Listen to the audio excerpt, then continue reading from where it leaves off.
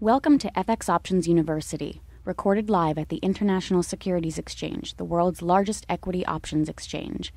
Join the industry's top trading professionals as they provide insight and strategies for trading in the currency markets using FX options. FX options are a low-risk alternative to hedging currency moves in any market condition. But very important that everybody understands that technical analysis is not certainty. It's probabilities. Every moment in the market is unique. There's different market participants this time in your bull flag or your bear flag. There's different circumstances that are causing traders to react the way they are. And so you cannot get it in your mind that every single solitary pattern or indicator is going to be successful. It's just impossible. At any given time, somebody can jump into the market with a different opinion than you and have enough firepower to move that market. So you have to, as a trader, recognize that you're dealing in just probabilities, something giving you what we call an edge when you trade.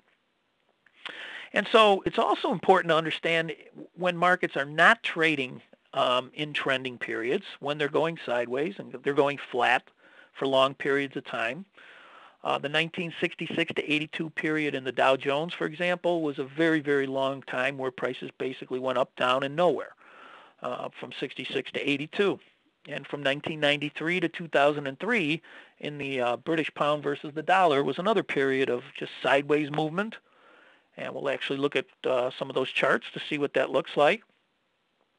But there's other times where the market really does move in what we call trend moves, up in bull markets and, of course, down in bear markets.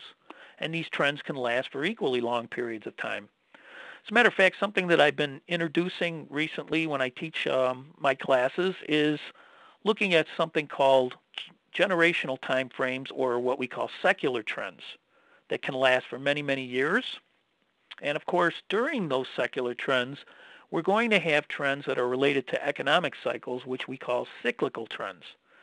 And when I do this presentation live in front of people, I always caution that every once in a while it's like a tongue twister and I mispronounce the word. So it's just trying to say it too many times is kind of funny.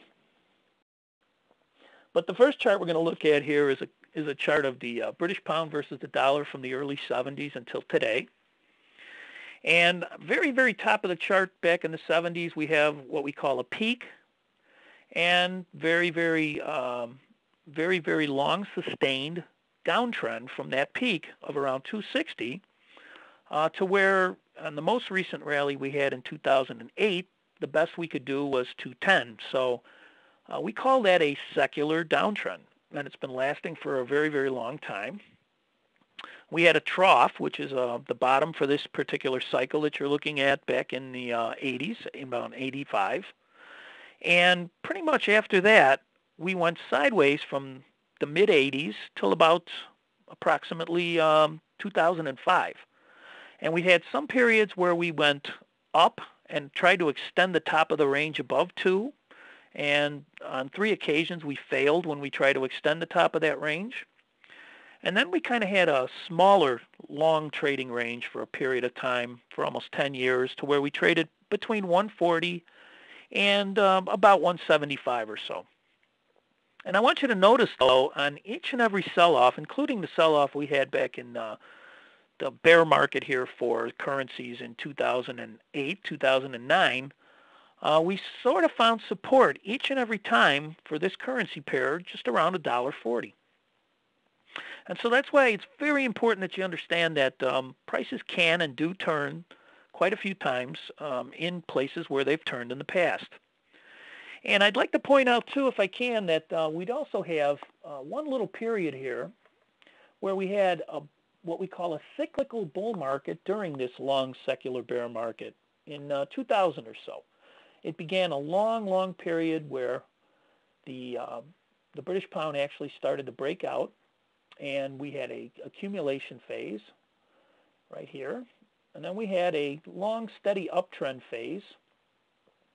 And then we topped out in 2007, 2008 up here.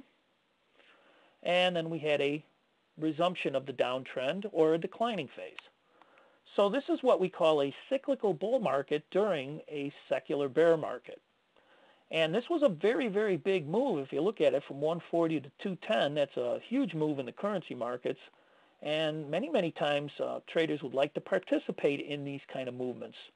And so what you have to do is be able to use this information about the 4 stages that we'll talk about here: accumulation, markup, distribution, and markdown, because these cyclical bull markets are related to economic or business cycles. So secular trends can cover long periods of time, sometimes between 5 and 25 years. And that's no written rule in stone that says it has to be that length of time. And during that secular trend, we can have a series of what we call cyclical trends. Most recently, I can think of the gold market had a secular bear market from 1980 to 1999. And we're currently having a cyclical bull market. And we are rallying and making new highs, not recently, but we did. So there's long periods of time in other indexes like the Dow to where we are actually having our 4th secular bear market since 1899, which was the inception of the index. We had a secular bull market from 1982 to 2000, and sometimes these secular bear markets last almost as long, so many people are projecting that the current secular bear market that we're having could last all the way to 2020. And I just want to point out that in the 1930 depression bear market, there was a 30% rally that occurred after a 45% loss from the peak, but the Dow Jones went on to lose 80% of its value before it finally made its final market bottom. And I know there's a lot of technicians out there that are familiar with long-term forecasting, such as the Elliott wave or another wave called the Kondracki wave. That's even a longer cycle, 54-year cycle. That type of technical analysis focuses on these secular trends of the market, these long-term trends that last for many, many generations. But the cyclical trends that we're having now, for example, in the stock market, the U.S. stock market, which is around 70% off its lows in this supposed secular bear market, these cyclical trends typically follow the 4-stage cycle, which is related to the economic cycle of expansion, followed by a peak, followed by a contraction, followed by a trough. And the phases that we look for are accumulation, which is a sideways trading, which generally happens after a decline. And large institutions build up large positions in anticipation of a move higher. They want to do so over long periods of time so as not to drive prices up. They like to buy low and sell high, so this is how they do it. Eventually, though, the market will break out into what we call a stage 2 uptrend or a markup. This is a public participation phase if you can catch it early. Okay. We also call this stage 2 the greed stage. Another name for it, of course, is just a bull market. Then we have a distribution phase, usually where sideways trading happens, and the institutions which bought low usually transfer their positions to more novice investors. And this happens after a prolonged uptrend. And of course, everybody's all excited about the market by that time. And, you can just think of a few markets that recently have been moving higher and higher and getting people more and more excited. And so if you understand, there's a possibility that this could turn around and break out to the downside too. You may not get caught up in that stage 4 decline cycle. And what happens in this cycle is that everybody that bought the top either starts to get out early, or eventually they start to get out and they start to panic.